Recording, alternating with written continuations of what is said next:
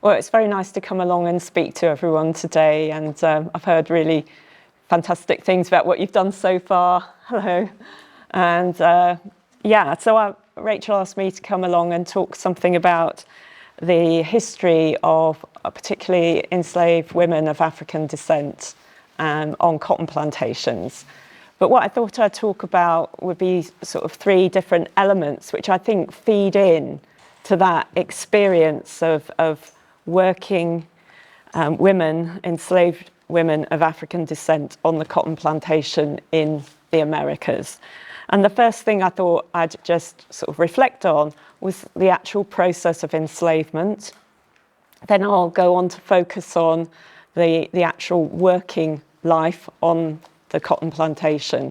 And then finally, a short reflection on some of the ways in which enslaved women had survival strategies, sometimes called survival strategies, sometimes called resistance strategies, for just getting through the life of being enslaved. And I think all these experiences mark the bodies of these enslaved women of African descent who are picking, planting, cultivating cotton. So I don't know how much you know about transatlantic sort of enslavement, the process, but African people were kidnapped, often from areas in the interior of Africa. Somewhere between 5 and 40% actually died in the journey from the interior areas to the coast of Africa. So that's even before they went on the Middle Passage. So kidnapped or in different circumstances, taken from their homes. And then on this notorious Middle Passage, some of you might have seen those famous images of the Brooks slave ship. And I should say, I've got some images for people to look at afterwards if you want to, that I can send my iPad around for you to look at. But you know, that sort of experience of being packed in to those ships with very little space, no regard for your gender, women, children, men, treated in the same way, chained, and at least 10% more of the people died on that route. And this whole experience of enslavement was brutal, traumatic, and one of the aspects was being estranged from your kin. So people made new families. Sometimes they talk about ship families, people you interacted with on the ship, but you would typically be estranged from your own blood relatives, and that included women who gave birth on that Middle Passage or on arrival being separated from their children. And there are a number of images of that experience that were printed in North American journals in the later 19th century, or in around the time when abolition was being discussed in North America. And people lost their names. People lost their original names, or they had them. I mean, they hung on to them, but they were given new names. And, you know, basically, people were bought and sold, treated as property, and by white Europeans, and who tried to dehumanize them because they wanted to make them into a trade. So hanging on to your humanity was one of the challenges. So I don't know if anyone from the audience wants to feedback on that aspect.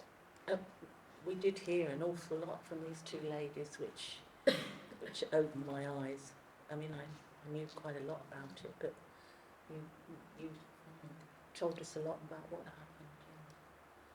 And it was very, very interesting, that last session. Mm. There was a very interesting programme on television where Samuel Jackson, the actor, went back I don't know if you probably saw it, and they were looking for those ships. A lot of the ships and were lost. So as you said, a lot were lost on the passage, and also what was deemed worth saving or not, and that. And he went back all the way to Africa. And it was just very interesting, the artifacts and things that they found, as well as the experiences, obviously, as you're saying. And also, he then went back to some of his, what he thought was, and they thought were where his family came from. Okay. Yeah. So I think there's a lot of interest in tracing kinship and linkage back to different parts of Africa. Okay, I'll just read this extract from the History of Mary Prince. She was one of the enslaved women in the British Caribbean colonies who wrote her own autobiography. It's quite well known. It was published in 1831.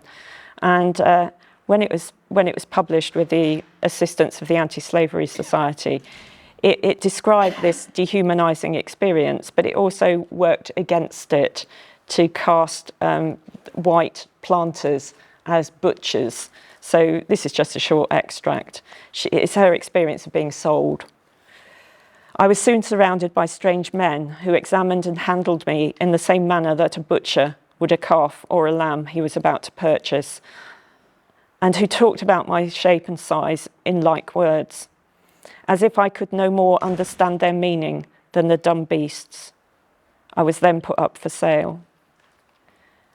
You know, that's dehumanising in a sense. She's describing that dehumanising experience, but by articulating and turning that experience back on the white reader, as it were, she's recasting the so-called civilised people as butchers. And I think that's a really powerful thing that a lot of these enslaved narratives did.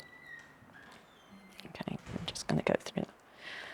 So I want now to just reflect on some of the experiences of working life on cotton plantations in the late 18th and early 19th centuries in particular, but some of it goes into later 19th century. So to grow cotton, this was a slightly less labour-intensive activity than growing sugar or rice. But that didn't mean that the conditions on cotton plantations were easy. They were still very harsh, and particularly harsh in parts of the deep south of the USA because of the heat and the humidity.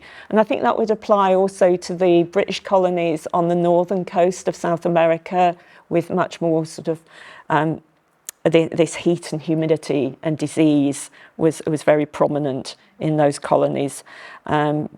What's now Guyana, which was Demerara, and Berbice particularly, which were areas which grew cotton. The type of activities involved in cotton production, well, you had to prepare the land, you had to sow the crop, you then had to do various weeding and nurturing of the crop. Then there was the harvesting, drying, ginning, putting the cotton through a ginning machine to take out the seed, and then something called moting, which is cleaning dirt patches from the cotton wool, and then packing. And women were typically involved in all of those activities, perhaps with the exception perhaps so much of very heavy land clearance. But women were very much valued as prime workers on cotton plantations. It wasn't the men who did all the work. They worked alongside men. And women came to have a dual role. So they weren't just working to produce the cotton, but they were also working as reproducers. And this was particularly the case after the abolition of the slave trade in 1807, 1808 in the British colonies in North America, where you couldn't have more people being shipped into the colonies. there was a move to try and increase the reproduction of enslaved people through programs of encouraging women to have more children. And very offensive language was used at these times, dehumanizing. But women were often referred to as breeding women. Okay, so this is the type of white narrative around reproduction. So women had to balance working in the field and raising children. So this was a very large challenge. In a sense, they were doing at least two main jobs, as well as keeping themselves growing their own food as well. So it was even more demanding than just the field work. And the work regime was sunrise to sunset, about 9 to 10 hours. And the workers were organised through either task-based work or through field gangs. It did depend where you were working, which colony. So these gangs, I don't know if you've come across them, they were segregated by sex, and there were also child gangs. Okay. So you'd have women's working gangs, men's working gangs in some cases, and children's gangs. And they were overseen by managers and overseers who were white, but also drivers who were typically black and mainly male, but you'd often have women overseeing the children's gangs.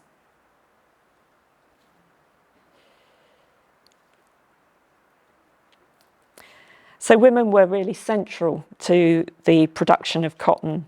They often, or in some colonies, they outnumbered men as field workers. And the white planters particularly focused on the value of young women in their late teens and early 20s who could produce children and who could work hard. And this, I just want to read an enslaved testimony from North America, which was reported in one article. This is a formerly enslaved woman saying, "A good young breeding woman brung $2,000 easy because all the masters wanted to see plenty of strong, healthy children coming on." You know, that was her experience and her memory. And so they did digging, hoeing, picking, cleaning, ginning.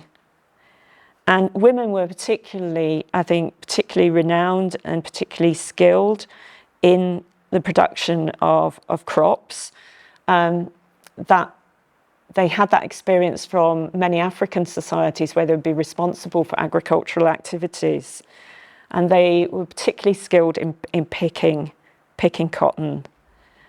And here's the experience of Nellie, who some of the plantations, particularly in North America, they gave out prizes for the enslaved person who could pick the most cotton. And in this article, it says, Nellie won an annual plantation prize for cotton picking. She was the best cotton picker because she picked 2 rows at a time, going down the middle with both arms extended and grasping the cotton bolls with each hand. Okay. So Nellie was like working so hard, and the pickers were under extreme pressure to pick quickly before the weather changed, before the cotton was damaged. So they worked in all conditions. So again, the testimony of Nancy, an enslaved woman, she said, "I've worked every day through dew and damp and sand and heat and done good work. Oh, me now old and broken, no tongue can tell how much I suffer." But of course, not everyone got to Nancy's age. I mean, there was a very high mortality rate. People died from overwork, from disease, in childbirth. And you know, the violence on the plantation, the drivers, the overseers, lashings, and for women as well, the sexual violence. So many enslaved women were forced into relationships with white overseers or owners, and or coerced in some way into those relationships. Maybe they you know, that was a survival strategy, but there was rape that went on plantations. So I don't know if anyone wanted to say anything more about The that. point you just made there about the enslaved women were made to breed, that's the word for it, to have more children, to become slaves. And often we look, even now, you have a very dark person and a white, well, mixed race pop out. We call it pop out, you know. And that creates quite a lot of problem around the Caribbean, because they male out, because we weren't taught about slavery. And there was not the understanding or the knowledge about hereditary. So even now, women are bearing the brunt of, you've been somewhere else, you know, hence you have a fair-skinned child and you're black and I'm black. So even now, you're having things happening from that. The thing that I've experienced as mixed race is my husband's late father. He always made remarks about, be careful, watch out for yellow skin gals. And when I first met my husband's grandmother, this is on his father's side of the family, her first words were, she's the right colour. It's more prized. Yeah. If you're fairer, you're more prized than if you're dark skinned. Yeah. And that's, excuse me, that's now. Even now. Oh, yeah. Even now. Yeah. So these deep legacies It's ongoing. of that racialized prejudice. Yeah. What was you say they were dying young, what was the average age of the death? Was there any records of that? Because I'm sure that the majority of us are older.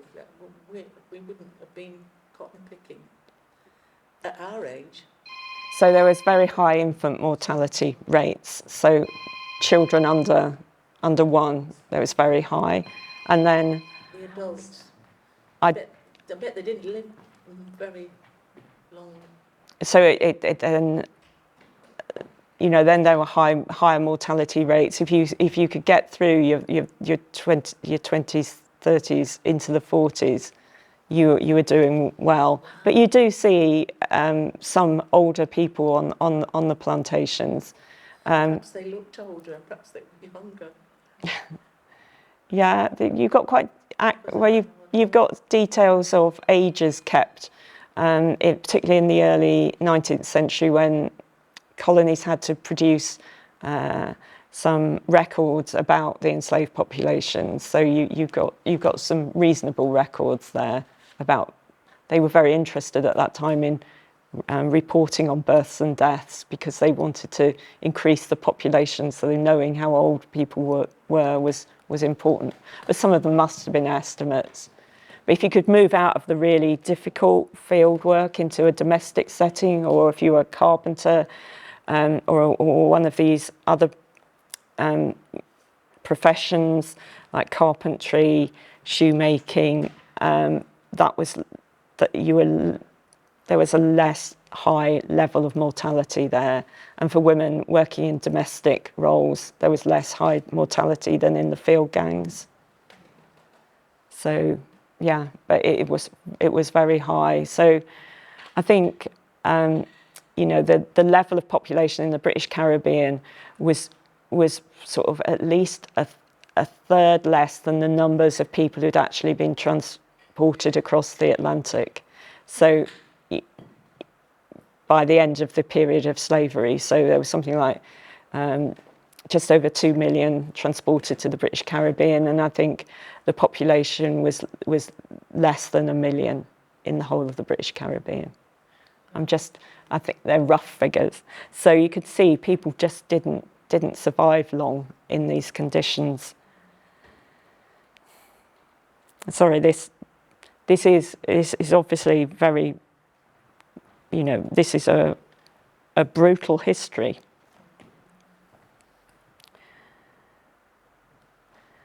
And I think another element I didn't highlight about the actual cotton picking was the nature of the cotton itself. The cotton boll, when it's being ready to be picked, it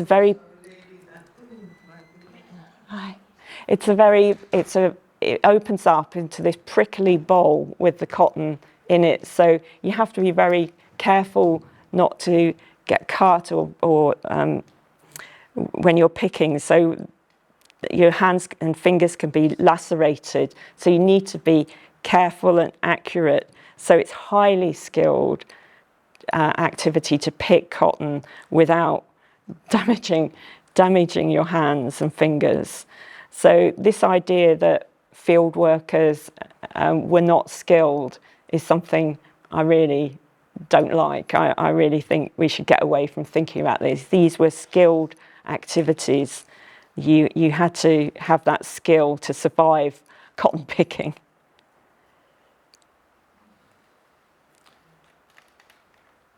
So I just want to go on finally and say something about forms of resistance and survival, actions to survive.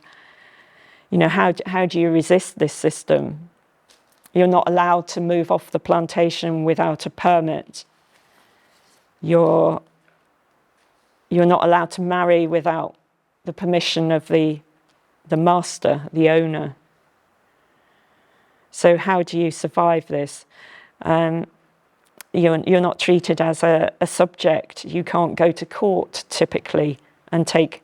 There were some colonies where you could, a few exceptional places like Berbice, but how did you bring a grievance to the notice of someone who could do something about it? It was very difficult.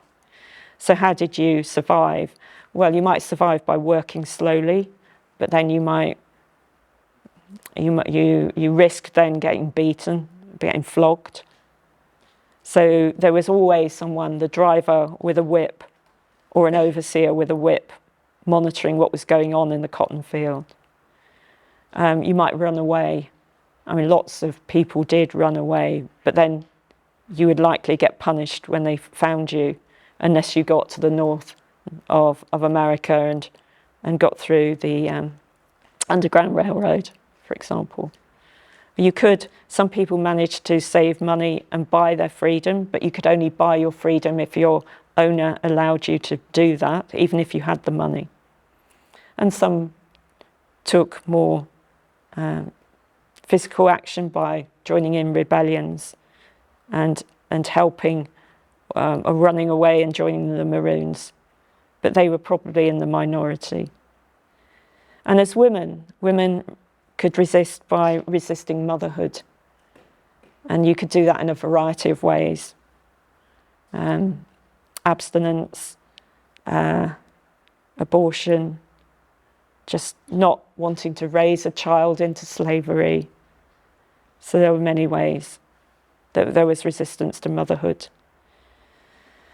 And on the other hand, a means of survival was to build your own life, to build a life and to build your linkages with other people, to grow your own food.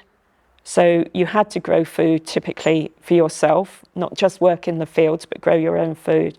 For some people that meant they could choose the crops they grew, and they could also sell their surpluses on Sunday markets and make some money. And another way linked to cotton in particular was in North America, there was more processing of cotton on the plantations. So enslaved women were often involved in the processing of cotton into thread and it's working into goods, materials, clothing, and quilts. So making quilts became something that women became very skilled at, and making them for their own families. And yeah, so there's a whole tradition of survival, of resistance through the use and reuse of cotton, including the reuse of a cotton sack. And I don't know if any of you have heard this story of a cotton sack, an embroidered cotton sack that was found in North America, which recorded the experience of an enslaved family surviving through passing down materials in this cotton sack. So an enslaved mother, when she was separated from her daughter, aged 9, she left her some goods in a cotton sack. I think some nuts, a dress, and something else that I can't remember. And she gave her this cotton sack. The girl kept the sack, and her daughter wrote down, embroidered on the sack, the story of her mother and grandmother in the 1920s. And then that sack was found in a flea market, and someone donated it to a plantation where they tell the stories of the enslaved. And it's now on display at the National African American Museum in North America as an example of how people hung on to their kin, how they hung on to their heritage, how they hung on to their stories, through this embroidering of this cotton sack. And that was really, really important. Okay. If there isn't any more questions, I think we should give Susan a round of applause. Okay, thank you.